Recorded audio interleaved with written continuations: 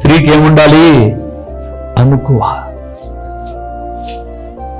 ఎట్లా చెప్పాలన్నా అనుకువ అంటే? నేను ప్రభువుని అడుగుతాను, ఎట్లా చెప్పాలి ప్రభు అనుకువ? నే బియ్యం కొంచెం అనుకనుకుగా ఉండగానే ఉంచుగా. ఏమో ఉండేవాళ్ళు కొంచెం అనుకువగా ఉండగానే ఉంచితేనంట ఉడుకుతుందంట అన్నం బాగా.